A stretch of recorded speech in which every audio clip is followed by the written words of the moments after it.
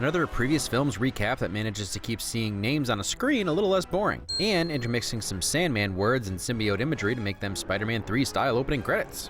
Also, spoilers! Some subliminal messaging to make you feel okay about narration by subconsciously hearing Morgan Freeman's voice in your head. He's Spider-Man, but Peter's still a nerd. This should be enough setup for when the infamous Saturday Night Fever strut happens and why. They say that falling in love is wonderful. This Annie Get Your Gun song is a pretty good explanation of MJ's relationship with Peter.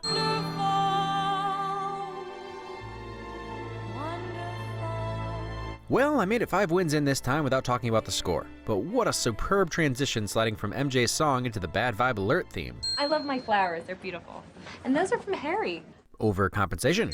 The applause wasn't very loud. It's the acoustics. It's all about diffusion. It keeps the sound waves from grouping. Physics compliments. So Harry's not the Hobgoblin, but why does he have a golden-looking Hobgoblin mask? Coincidence? Yep, most likely. James Franco's workout routine. Talk about a different setup from Spider-Man 2. School's going all right, he's making it to MJ's play, and he's also Spider-Manning all at the same time. And a meteor shower is as good a reason as any for the symbiote to crash land on Earth. They gave the symbiote a real evil movement design. Less like the liquidy look it had in the cartoons, somewhere between Armus from Skin of Evil and, well, a spider. But more sinewy like the comics. Ah, lol. It's not your fault this didn't jumpstart your career. Just imagine if Sandman had been the only villain. We'll always have wings, and sideways. Yup, that's the right shirt. Promise. I'll make you healthy again. Whatever it takes. Don't worry, BB, the bride will save you. A man has to be understanding and put his wife before himself. Well, that's just some more excellent advice from Aunt May. At some point, it might be a good idea to just stop riding that scooter in the street. But if he didn't get grabbed by baddies off his scooter, we wouldn't have gotten this amazing Peter Parker web-slinging scene. Anyone who's ever tried to get a spider off them just by shaking knows how realistic this is. Great arachnid to human translation.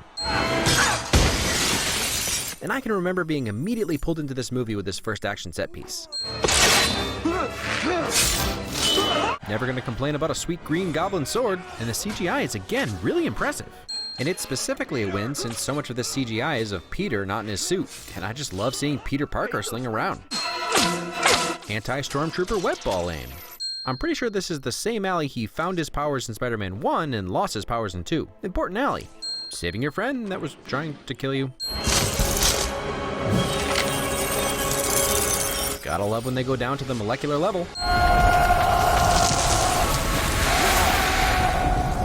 Quality hiding spot. But there's been some memory impairment, particularly short-term memory. We talking back to 2002 or? My best friends. Give my life for them. Truth, which is self-sacrifice shadowing. Size expectation subversion. The CGI in the fight was good, but this scene is still one of the coolest sequences in the series. The slow build as Sandman starts to take form. You can't quite make out what body parts are forming at first, as if he tries to do too much at once and can't hold his own mass together. Then his finer details start to take shape as he gains control, and like Dr. Manhattan, seems to will himself into existence. And as has been established, it's his daughter that finally gives him the final push to get up and walk out. Worst crane operator ever. Get Edison on the phone. Have them kill the power to the whole block. Thomas Edison? I don't, someone should tell him he's dead.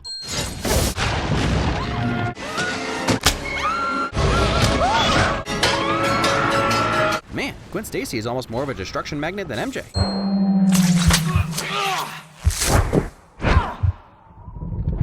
Yep. Nah, he dead. Not that one.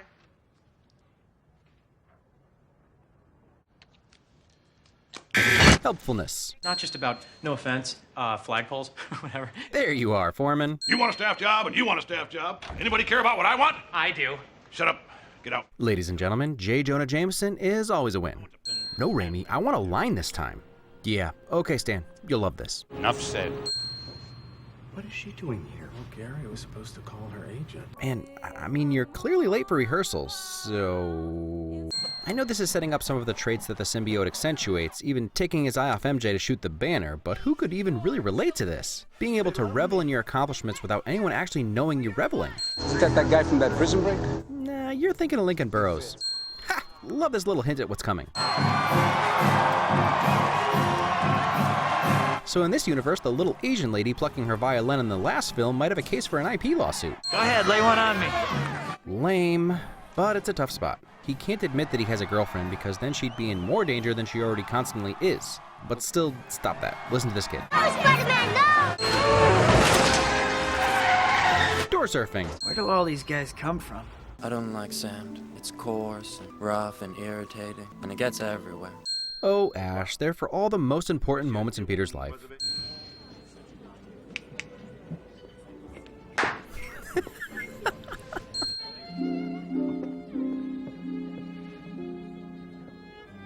He actually dodged another bullet since she walked out before hearing her Broadway failure song.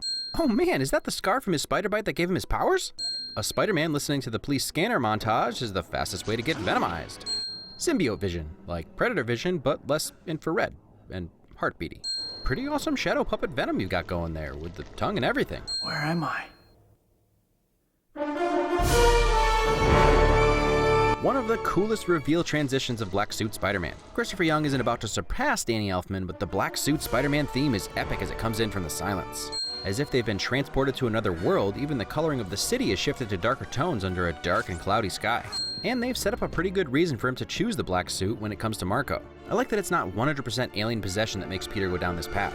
If this movie is so bad, why did Amazing Spider-Man use such a similar fight scene? For me, this is one edge this film has in the rest of the trilogy, especially utilizing an angrier black-suited Spider-Man.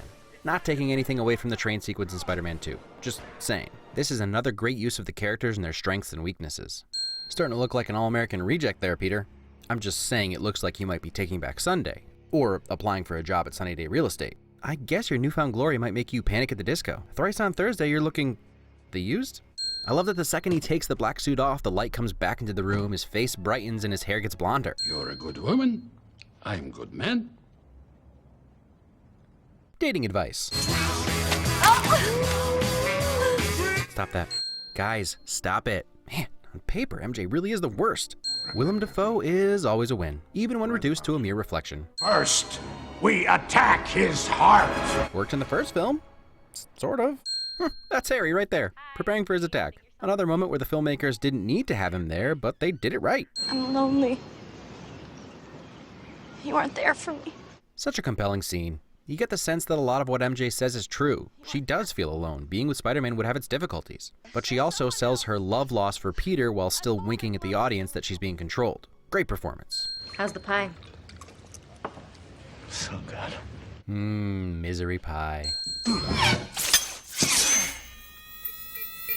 Probably not the Peter Parker everyone wants to see, but Symbiote Poison Peter offers up a different, darker side to Peter's fighting style.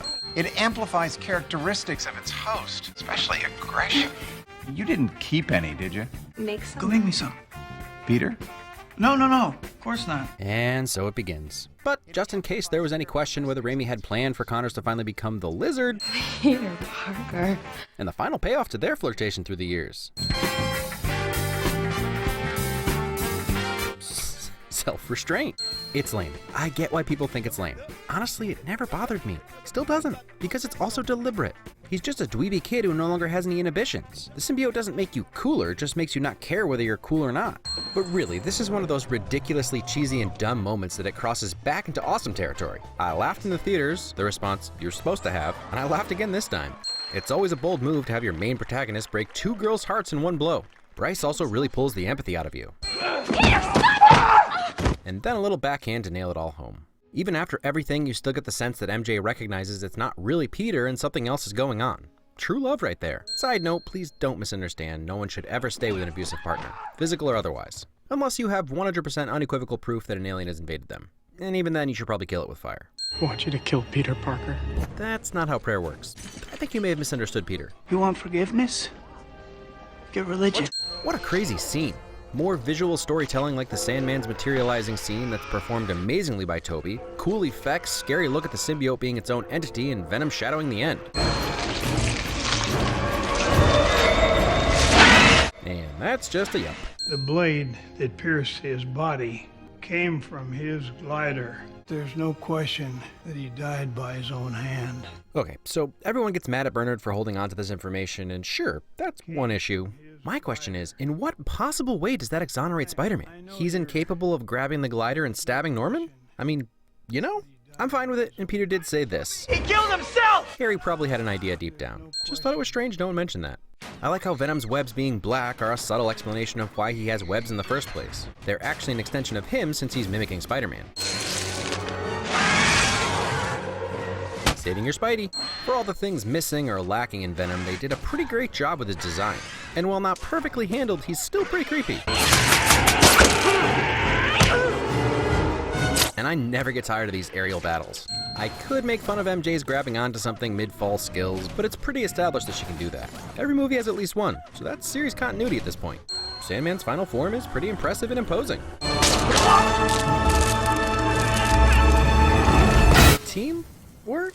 It's hard to believe what's happening. The brutality of it. I mean, I don't know if I'd go that far. Brutal is a strong word.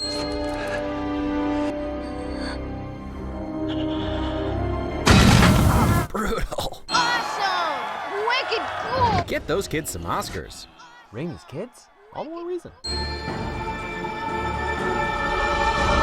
So satisfying to see these two friends reconcile and work together powered up for the first time. What the? Film's extra. Negotiation skills. His daughter? Even better. This thing got any more? Hang on! To what? Teamwork. Go, buddy! Got her! Saving MJ with teamwork. I like being bad. It makes me happy. Sometimes it's okay for a villain to just like being evil, especially with the other two villains having hearts of gold. Self-sacrifice. And an interesting mirror of how his father died by his own glider. See what I mean?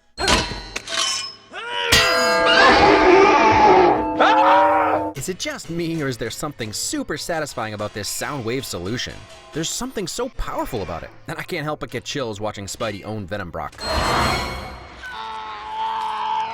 The absolute surprise that the symbiote could retain its form after its host was gone. Did I say retain its form? I meant amplify. I forgive you. Forgiveness. Another beautifully shot, scored, and lit scene concluding the relationship between these three in a fulfilling way. These movies love ending with funerals. Also good for Flash Thompson showing up to Harry's funeral. A little bit of series poetry with how this moment mirrors the first time Peter shows up for MJ at her play and she pauses and forgets her line. And since these films have really been character dramas about the people, not the heroes, we end the film on MJ and Peter's reconciliation instead of Spider-Man web-slinging. I thought this would be harder. It's crazy how susceptible to the power of suggestion we all are. Even me, the internet's most optimistic movie guy. I knew I liked this movie in theaters, but the extra loud minority had me second-guessing that enjoyment. That's not to say this film was without problems. The story can feel disjointed at times, and it doesn't follow a particularly solid structure. Harry is our antagonist in the beginning, and then he disappears for a while. Sandman is a villain for a bit, and then he disappears, and then, oh look, Venom! But just for the last fifth of the film. Coincidences and convenience abound, but again, as I've said from the first film, it's the type of narrative that's been established for this series. A true comic book adaptation in all its campy glory. It's bizarre that this is remembered as the lamest of the trilogy. Don't get me wrong, it's cheesy. I guess you haven't heard. I'm the sheriff around these parts. But it wasn't some kind of crazy shift from the first two films. Kill me again, Spider-Man! These movies were always deliberately comic book campy. I know, you're all yelling at me through your screens right now. For the record, I can't hear you, so stop it. Venom. He was handled poorly, but it's more evidence that the studios should put up the money and stay out of the creative process. He never bothered me too much, but I get that Topher Grace and Venom's short screen time were a disservice. Although I already pointed out that the visual design is really good, and I think the sound design is spectacular. But your complaints were heard, and now you're getting a standalone Venom movie. So there's that. The other villain arcs work just fine. Sandman ties us back into the first film with Uncle Ben's death, but otherwise he doesn't do a whole lot for the first half of the film. He does, however, create an interesting take on Spider-Man, since Spidey is much more proactive in finding and defeating him as black-suited Spider-Man rather than reactive, which is his typical MO. Good riddance. Speaking of Spidey's darker side, it's hard to sympathize with him for a good stretch of this film, but the reasons for his behaviors are set up really well. He finds out that he was partially responsible for the death of the wrong guy, and then when he exacts his vengeance on Flint Marko, he only feels more alone since Aunt May won't condone murder. The love of his life abandons him for seemingly his best friend. Then throw the symbiote on top to amplify those feelings and add a dash of extra aggression and you get Domestic Abuse Man. so even this is technically fleshed out. There are a couple of themes going on here, battling your dark side, allowing yourself to be consumed by what people say you are, either positive with Peter or negative with MJ. But the biggest theme is about forgiveness, or the lack of forgiveness, and what it does to you. Brock mistakenly goes to God with his desire for vengeance, and then we see what happens when you can't let go of a grudge and hate. While Harry does die, he's freed from his unforgiveness of Peter and dies for his friend. You could say that Sandman gets off a little easy, but the arc was for Peter, not Flint. His forgiveness of Uncle Ben's murderer is what matters. The whole cast was great, even Topher Grace does a fine job at being greasy and unlikable. What's that smell? That's a little something called nice and easy. I refuse to accept that this is J.K. Simmons' last time up to bat as J. Jonah, but only time will tell. Miss Brent! That's not the position I hired you for! Harry's switch back and forth from brooding bad guy to happy-go-lucky goofy guy was awesome. Bump on the head, I'm as free as a bird. This is probably Kirsten Dunst's best performance out of the three, even though she was pretty sullen throughout. I'll always love Thomas Hayden Church because he was Lowell. Yep, it's biased and dumb. But he was also really great in this film. He sold so many scenes just with his static face. Not the greatest movie ever, still probably the weakest of the trilogy, but a great closing to the story nonetheless, and plenty of fun to come back to when rewatching the trilogy. So for those paying attention, this is a re-upload, which I'm going to be doing a few of throughout the rest of the year. Probably only one more this week, and then next week back to normal. Originally, the movie after Spider-Man 3 was Sunshine, and there's a card for it in case you want to watch that now. But anything that's been blocked, even in a few countries, I want to get it back up so you guys can see it.